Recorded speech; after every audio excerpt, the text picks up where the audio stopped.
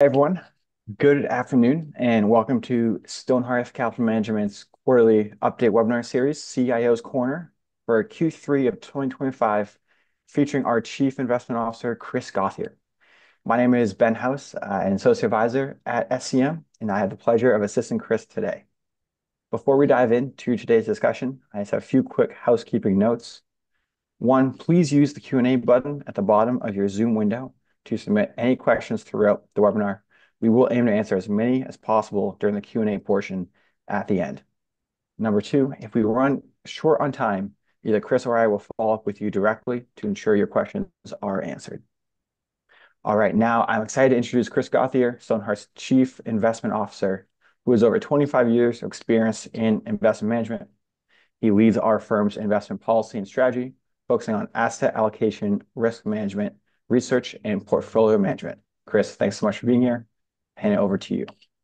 Thank you, Ben, for that nice introduction. And good afternoon, everyone. And thank you all for joining us today on an improving day here in New England. Didn't start off too well, but looking pretty nice out there now. Because, like Ben said, we're going to look at this is our third quarter 2025 CIO Corner update. And as you notice, this presentation is titled "The Trend is Your Friend," which is really based on one of our core investing principles here at Stonehearth of "Don't fight the tape." And as we'll see in this throughout this presentation, the trend has indeed been our friend. And given the weight of the evidence, there is a very high probability of it continuing as we close out 2025. So we got a lot to get to. So let's get to it. And as always, attempt to find the signal through the noise. And we'll start with what happened in the past quarter, 2025. And we've color coded this. So anytime you see blue, you can think US equity, NASDAQ, S&P 500. Anytime you see green, think overseas. You got Europe, Asia, emerging markets included in there. Anything in purple is going to be your fixed income bond, long-term treasuries, corporate debt, things like that. And anything that doesn't fit into any of those three categories, like commodities or the dollar, will be in yellow. So as we look out on the slide right now, that the trend was definitely our friend in the third quarter, with all asset classes we follow in our CIO corner posting positive returns in the quarter. A little concerning to see gold so far out in front, up almost 16% in the quarter, as historically it really has been a safe haven asset class. But given the strong absolute returns, like we're seeing in the risk asset classes like US small up 9%, emerging markets almost 10%, NASDAQ almost up 9%. It really seems to be more of a statement on geopolitical concerns, that's gold performance, rather than financial or economic concerns, which do matter more to investor portfolios. The big change we saw in the quarter really was this convergence of equity markets. And we talk about equity markets, we're looking at the blue and the green here. Throughout 2025, in the beginning, the US was really in the lead by a wide margin in the beginning of this bull run. But we see kind of the rest catching up now. And as we know, investing is a marathon, not a sprint. It is not how you start, but really how you finish that matters the most to investor portfolios. So overall, a lot to love in Q3 2025. So now I'm going to move on to the current environment, and we'll start with the current state of the economy. And contrary to what you may have heard, the data really is still pointing to some continued economic growth. So we'll start with GDP, which is gross domestic product, and it's probably the best measure we have of the overall health of the US economy. We're looking at a big bounce back from when we last met.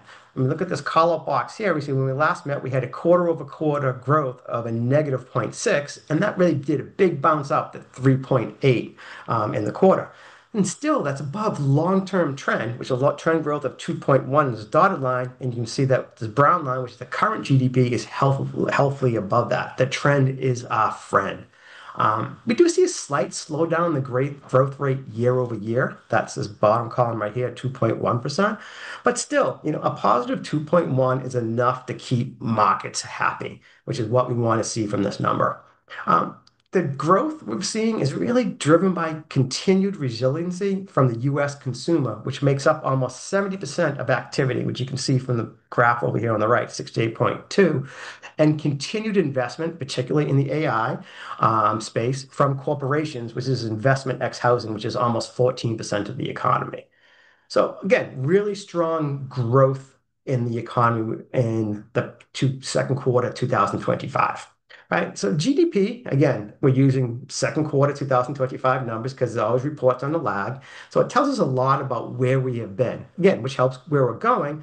But to get a better understanding of where we may be going, we turn to the survey data, which is still pointing to an expanding economy, which can be seen on the next slide. What we're looking at here is the US ISM services and manufacturing indices. The good news about this data that is compiled by a private corporation, so it is not influenced or impacted by the government shutdown, which we're going to see in some other data, which it is. So this is the up-to-date data. What we're looking at here is the red line. That's services. So when you see that, think consumer, and we saw that from the previous slide, that makes up 70% of the economy. And manufacturing, that's more corporations, is the green line. And it's good to remember what these actually are measuring. They're diffusion indices. So they're based on survey data from corporations. Corporations, a multitude across the US, are asked on multiple data points, are things getting better, staying the same, getting worse? These are all added together, and any reading above 50 indicates economic expansion. And we look at that red line, you can see that services, although coming off a boil from pretty strong numbers, still in expansion territory at 50. And then we see the manufacturing again, which is that green line, really starting to turn upward and really threatening to move above 50. So when you kind of take it all together, the weight of the evidence, they're really indicating the path of least resistance for future economic activity is expansion. So that's kind of looking at the economy. So let's look at the monetary policy, right? And we talk about monetary conditions. We always talk about the Fed, right? And we do see further accommodation by the Board of Governors, despite the conflicting underlying data. And you see that top chart. The orange line is a current target federal funds rate. They use limits. They use an upper and lower limit. So that's a 4.25. And you see that they did lower numbers in September. And that purple line is expectations of where it's going. So the market thinks this is going lower.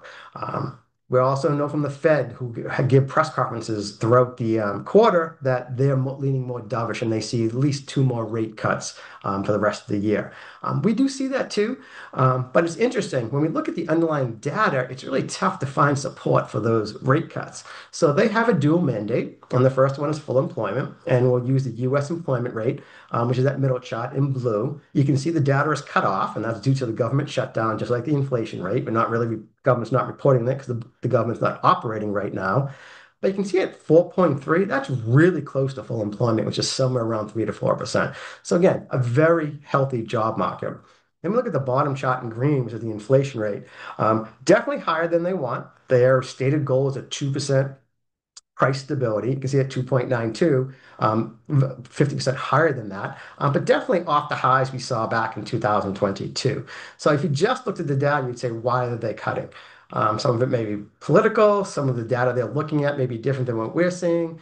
From our mind, another key investing principle we have at hold at CM at Stonehearth Capital is don't fight the Fed. And they have indicated they're going to be dovish in 2025. So a continued dovish Fed, while we believe may be detrimental in the long run, given the underlying data, can provide support in the shorter term for financial markets. And we want client portfolios to be on the right side of the trend. So definitely think about two more cuts as 2025 closes out. So since it makes up 70% of the economy, let's take a look at the consumer. And this is the overall health of the consumer, not any one demographic or not any one person. It's the aggregate of all the consumers out there in the economy. And what it's showing is that the consumer is in pretty good shape. Now, we do have some concerns with student loan delinquencies. You can see in the bottom right-hand chart here, which is this orange line, as those loan payments start being active again from the government, and we see that rising. But taking as a whole and using the weight of the evidence, still in a good place. With the most important piece, I think, for me, for the consumer, is this manageable debt burden, which is a top chart on the right. And this is just looking at disposable income and how much of that goes to debt payments every single month. And we know we're a debt-driven economy, and as long as we have enough money to cover our debt payments, things tend to be all right. And we see from this chart here that while definitely off the lows from the post-COVID bounce, nowhere near where it has run into trouble before, like up at 16% back in '08 and 12.5% back in 1980. So again, consumers, while maybe a little bit delinquent on some of the debts, can still afford the majority of the debts. And we look at the balance sheet on the left. still a very strong balance sheet. A little concern again, delinquency of student loans, but again, very small subset of the population. So again, overall, very strong consumer, and just not in the balance sheet, they're actually showing it by spending out there, which we saw in the economy. So what is not in good shape? Well, it's the government finances, which we can see in the next slide. And if now is the time for a stiff drink, if that is your cup of tea, because it is not a pretty sight. The 32 trillion, yes, trillion gorilla in the room is a federal government debt. It does loom large. And look at the government's balance sheet on the left-hand side. You get a much different picture than the consumer. So total spending every year in 2025, $7 trillion. Of that, we need to borrow every year almost 30%, which is 1.8 trillion. I don't mean to laugh. It's not funny. It's just, again, some of these numbers are outrageous.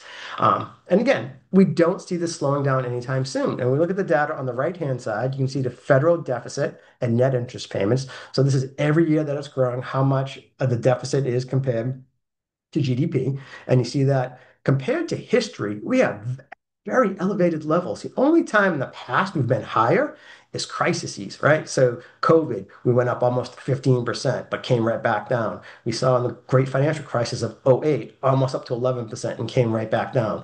We're just not seeing that in the numbers now, and we don't have a crisis right now in the economy. Then we look at the net debt that has to be issued by the government on the bottom right-hand side, it's upward to the right. And if we're borrowing 30% every year, there's no signs of that slowing. Um, so again, it's really a question of confidence when this impacts the markets, right? And right now, at least the markets remain confident. And we can see that in the next slide by looking at the rates government pay on this debt. So this are the treasury rates at different tenures. So we look at the long-term debt, which is the 30 and the 10-year, that's in pink and purple, and lower date at 2 and 1 is the shorter term debt in red and green. You can see what it costs the government to borrow. And when we look at this, we can see the Fed funds rate lowered in September. That definitely impacted this. But again, we're not showing any signs of stress, right? People are still being freely lending to the government. Uh, this is the market rate, right? Well, it's influenced by the Fed actions, as can be seen in the drop in rates in the beginning of September when the Fed cut. It's not controlled by the Fed, but by market participants, right? Willingness to continue to lend to this highly indebted government. We are watching these levels really closely, right? As a meaningful rise in rates would be that first sign of a decline in investor confidence and increases the potential for it to bleed into other financial markets. Not seeing it yet as rate levels remain benign. Looking at the levels, 4.5% on the 10-year, that would start getting my attention, start getting a little bit nervous, but we're just not seeing it yet. So before moving on to the financial markets, I would be remiss in not mentioning two topics getting a lot of attention. One deservedly so, and one maybe not so much as we'll show. So the first one that deserves a lot of attention is tariffs.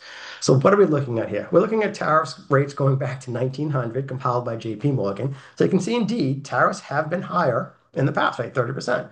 We go all through here and we look to where we the current state of affairs now, which is the whole way to the right. You see the estimates of the statutory tariff rate and those estimates, because again, there's still a lot of noise. We see the peak at 30.9, but the important number for us is what are corporations and consumers and companies actually paying? As of September 30th, you can see it's 19.2% here, which is that blue line. And we haven't seen that since the Great Depression. That's just the rate. How is it actually impacting finances? And for that, we look at this call-out chart. And you can see the 2025. You can see the tariff revenue. You see small numbers here, relatively speaking, and you can see the big increase. So again, on a year-to-date total, the U.S. government has collected $144 billion in tariffs. So how does that reflect what in the past? So right now we're at 144 as of September 30th. In 2023 and 24, the run rate would have been 60 billion at this time. So again, we definitely have an increase in tariffs, which should help. I quote, should help the government debt. But again, as we saw before, just the size of it, it's not even going to put a dent in it. And still a lot of noise, but we will have an impact, but just with the lag. We really have to wait on the data for the signal as the rhetoric changes day to day, social post by social post. And as we talk about Goldman Sachs, who really follows this closely, they estimate about 20% of the burden so far, so 20% of that 144 is being being borne by the consumer. And they do see that rising to almost 50% by the end of the year. So keeping a very close eye on this and the impact to consumer sentiment and spending habits, not seeing an impact yet. And for now, the impact is very minimal, but something to watch out. Something that get a lot more for conversation, but a little impact on the markets is the government shutdown. So really not meaningful based on history. So what we're looking at here is the past five government shutdowns, including the current one, which started October 1st and lasts 21 days. You can see the duration, right? Again, you kind of see the pattern here. They're getting longer and longer. So we probably expect this one to go a little bit longer. But we look at the S&P performance in the next column. 21 days in 1996, the market was up 3.3%. The last one in 2018 and 19, the market was up almost 10.3%. Look at the current one as of 10/21, the market is pretty much flat. Then we look at the next column, the VIX peak, and we see that that's the kind of worry index of people getting nervous, elevated but not at extreme levels. And the post-resolution rally still to be determined on this one, but on previous ones, positive. So the big takeaway is from financial market perspective, this is a big nothing burger. And why? Because eventually when the pain's too much or the rhetoric gets too hot, the government will come to a resolution and figure out how to open up the government. It will happen. We expect that to happen. It's just a matter of when. And we see markets just pretty much ignore the show going on in Washington. So let's take a look at the fixed income market and we'll start with the yield curve. So what the yield curve is just again using US Treasury rates, what the government borrows at from 1 month out to 30 years. And where we were last time we met was that aqua green line. And where we are now is that blue line on the top chart. So you can see that all the rates have really dropped since we last met. And again, Fed lowered rates. We see rates coming down, indicating good economic activity, which you can show on the bottom chart how all the rates are coming down across the curve. So again, even with the rates drop, we did see the yield curve steepen over the past 3 months as a decline in short-term rates, driven by the Fed's dovish pivot, outpaced the drop in the long-term rates. We call that a bull steepener and really indicating a healthy and growing economic environment in the view of bond investors. And what that means for risk assets is that there's support there. So they're thinking that the economic conditions are benign and it should provide good support for risk assets. So now looking at fixed income in terms of investment, is it still a good place to invest? It is. It provides ballast in times of turbulence. We've seen that, but also for return due to the higher rates we have compared to recent memory. And what we're looking at here is different asset classes, beginning with the most safe US Treasuries, going out to ABS, which is credit card debt, commercial mortgage, going across the pond to EM debt and high yield debt. And all this is showing is where those rates have been over the past 15 years. And then the purple line is that average. Show us the average of the past 15 years. You can see that they've been pretty low. Again, coming out of COVID. You can see those blue diamonds. That's where we are now. So we got to remember that even though the Fed's lowering rates now, they did go through a rate hiking cycle, and that put the income back in the fixed income market. So again, there's now some return there because of the higher income payments. So again, this helps savers and provides support for having some bond exposure in the portfolio because you're getting a decent income stream from that, unlike you have in the previous few years. So that's where we stand in the fixed income market. Now we're going to turn to the equity market. I really took this chart because I really wanted to put the current bull market in perspective that began October 12th, 2022, which is right here. And you can see that since then, the market has been up 87%, which is good and is a very strong trend. But when you look at previous cycles, we've been up 400%, 100%. So it's not extreme trend by any sense of the means, right? You want to be on the right side of these long-term trends. And right now, trend is fully up and to the right. So not extreme, providing support for the markets. What is extreme is the valuation situation. And what we're looking at here is the S&P 500 using a PE ratio, which is a typical fundamental ratio to judge the expensiveness of assets out there. And all it takes is the price you pay for $1 of earnings. Prices in the numerator, earnings in the denominator, how much you are paying for $1, and then you can compare that to history. Are you paying more or less than you have in the past for the asset class? And you can see that on the right at 22.8, we are definitely elevated, right? Above one standard deviation. off the highs we've seen in the history, right? Not as high as we got in COVID, not as high as we back in '00, but definitely extreme. So again, the S&P 500, from a valuation perspective, which we know does drive returns over the long term, is not in a good starting place. But the headline data can mask a lot and act as noise, while the real signal can be found by taking a look under the hood and expanding your investable universe. So what we're looking here is that same index, S&P 500, but looking at the concentration that's out there. On the left-hand side, you can see the top 10 names in green. They're at a PE ratio of almost 30. So again, they're having an outsized impact on that ratio of 22.8. You look at the remaining 493 companies, while still elevated, is at a much more reasonable 19.5. So again, there are some pockets of valuation support even within the S&P 500 if you know where to look. And you look at the concentration, you can see on the right-hand chart, it's up almost 40%. So again, think you're diversified in the S&P 500, over 40% are coming from the top 10 names. So concentration, it's a real risk to investor portfolios, right? And ignoring it and not understanding it can lower the probabilities of achieving your investment goals. As we saw when we looked at Q3 performance at the start of the presentation, the S&P is not the only game in town, right? They had some good returns outside of that. And diversification is still one of the only free lunches in investing.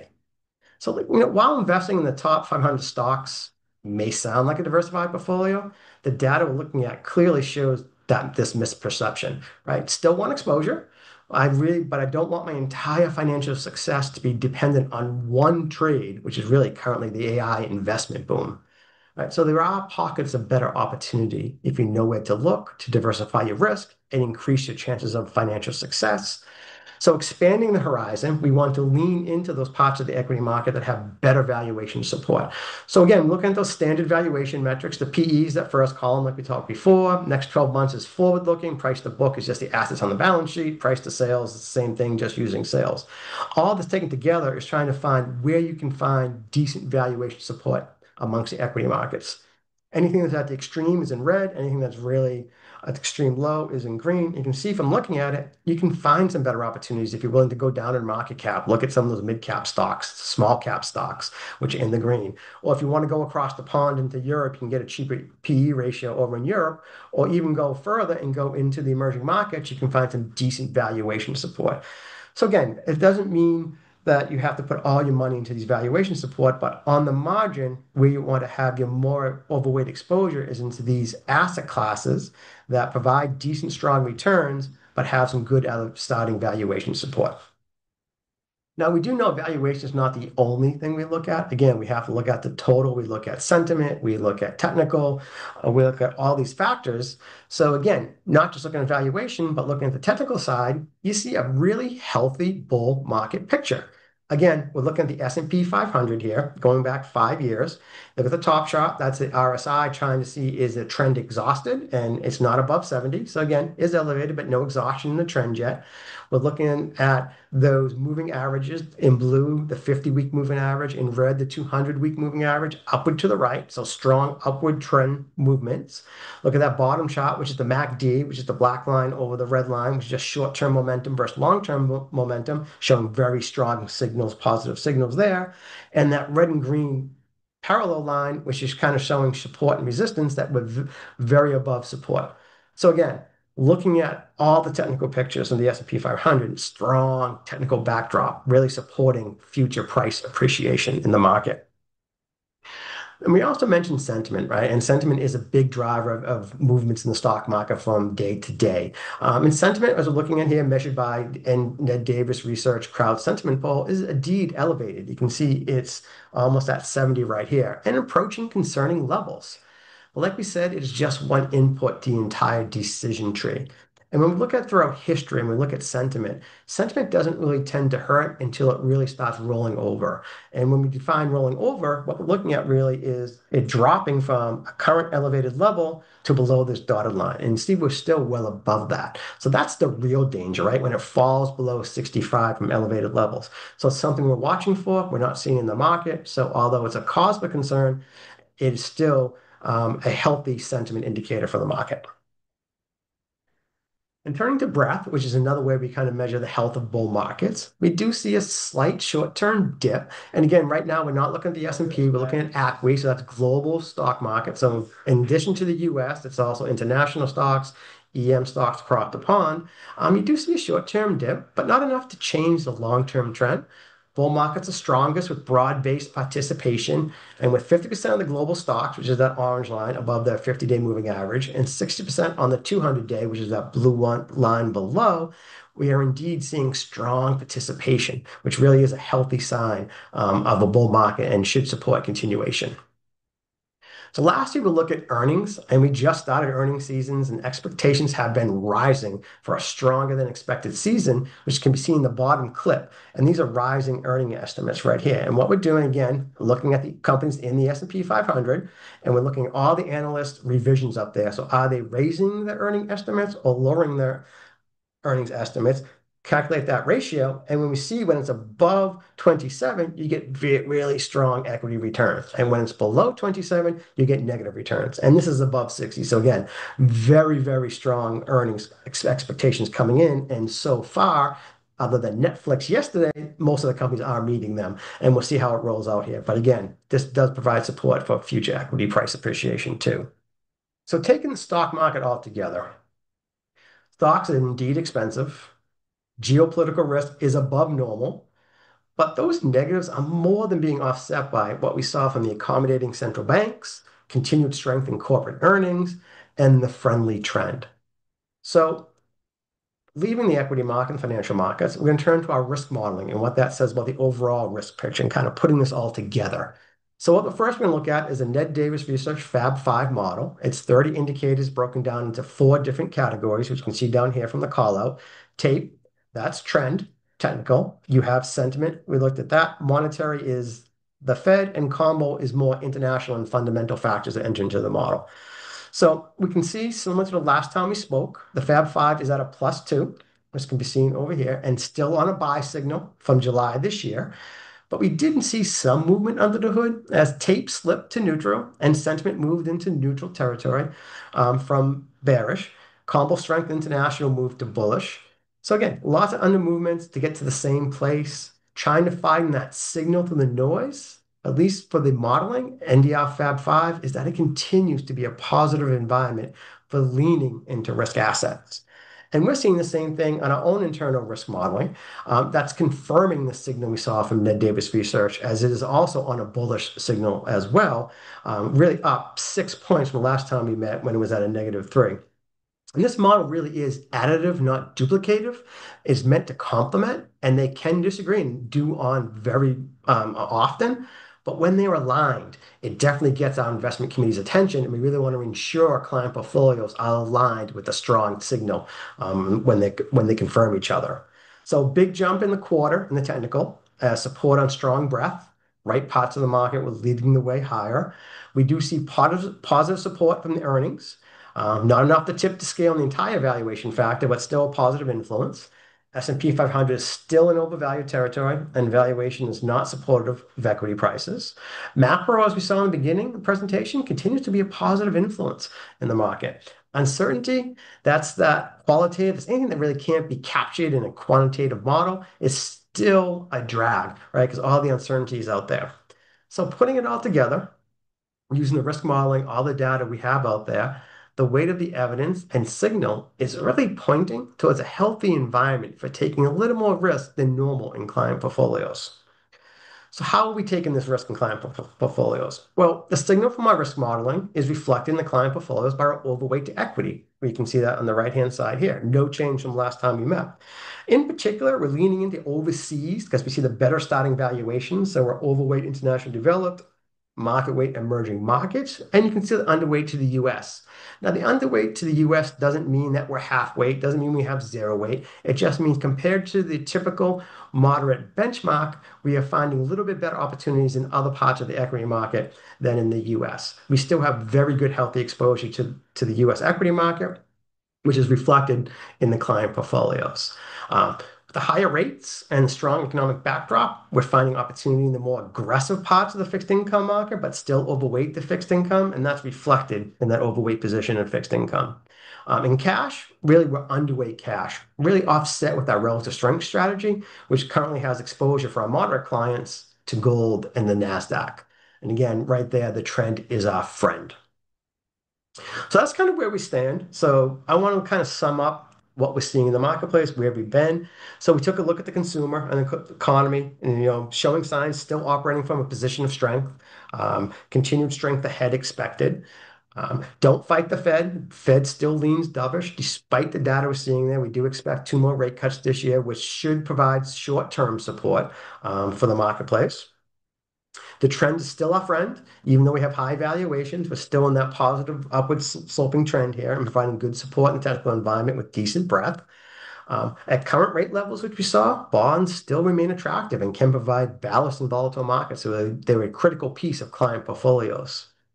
And lastly, the weight of the evidence, right? Multi-factor risk models, while not giving the all clear, really are pointing to further strength in risk assets.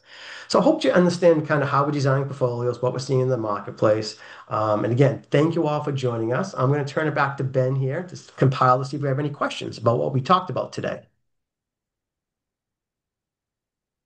Chris, thank you. That was that was really great. Yes, we have a few questions here. Starts off, the first question we have is if the AI trade experiences a major correction or a bubble burst, what kind, if any, effects could that have on the broader market? Yeah, that is the story of the day right now, the AI. And Mhm. is it in a bubble? Is it not in a bubble? Again, it has been very aggressive. We've seen good moves. And yes, nothing grows to the sky, so we'll have some corrections or maybe a bubble burst, and there will be impacts. Um, they should be somewhat contained and not nearly as widespread as a global financial crisis, which we've all experienced. The impact on the economy is very large, but it's a very small subset of interconnected companies really directly involved in the trade. And the big difference from the global financial crisis is a lack of leverage. Not that there's no leverage, it's just a lot less leverage than we see before, because the AI trade is really being financed with cash flows more than debt, which should help limit any contagion effects. And we see that from the major investments in the AI companies. They're Microsoft, Amazon, Nvidia. They're not taking out huge amounts of debt to fund this. They're using current cash flows. So if they happen to not get a decent return, they stop investing. Their stocks could go down, but they don't have a debt issue, and that doesn't bleed into other parts of the market. What I think may be different in this time is that it may feel worse for some investors because the companies are concentrated, and we saw that in the presentation about those top 10 names in the S&P being 40% of the index. You can see those popular headline indices like the S&P 500 and NASDAQ be a little bit more, fall a little bit worse, right? And that contagion be worse just in those headline indices. But if you are truly diversified and pay attention to valuations, right, there should be no permanent long-term damage to your portfolio. The key is to understand the true underlying exposures of your portfolio in regards to AI and not just blindly put money into perception diversity in major US equity indices. So again, it will pop at some time, but if you diversify away and concentrate on valuation, it should be somewhat muted impact. That was good. Thank you. Second question here. You mentioned holding an overweight position in relative strength within client portfolios. Could you walk through what that means in practice? Yeah. Sure. That's an internal strategy that we implemented in 2025. We designed for clients who really in our more aggressive risk levels, really leveraging our don't fight the tape philosophy, which we talked about. We follow long-term price trends and enter positions when a clear pattern emerges, leveraging historical trends. Really, it's just a rules-based system, tilts the odds in our favor. We actually have a nice piece explaining the strategy written by our own Ben here. It's on our website that goes into greater detail if you want to learn more about it, or you can always call the office. But if you want to read that piece, it's at stonehearthcapital.com. And you can look for it under our blogs in the risk management section. Very good. We have one last question here. Question is, I'm currently holding onto some large unrealized gains in my portfolio. Do you have any strategies or tax efficient approaches to help potentially avoid paying taxes? Wouldn't it be nice not to pay any taxes? First, congratulations on the gains, because the opposite condition is not a good one to be in. I really am sorry the government taxes gains on capital, but managing portfolio to avoid all taxes, right, really would be malpractice. We here at Stonehearth are tax efficient, really offsetting gains with losses where possible and prudent to do so. Every investor who wants to pay zero in taxes can. All you need to do is have a zero or negative return, and that's not a good outcome and detrimental to achieving your financial goals. I mean, that being said, we look at client portfolios on an individual basis and take their own unique tax situations into consideration when constructing your portfolio. It is an input to the decision-making process, but we don't want to lose sight of the bigger picture, and that is making clients money. And a fallout of making clients money is having to pay the government some piece of that. Awesome. Very good. Well, that is all the questions that we were given. As I mentioned at the start, if you have any more questions or questions that you think of as you go about your day, feel free to reach out to us either by email or phone. We'd be happy to get back to you and answer those. Chris, thank you so much for your time and for walking us through the presentation. Thank you, Ben, and thank you everyone for joining us. And we'll be back next year, hopefully with the market, rising. So talk to you soon. Very good. Take care.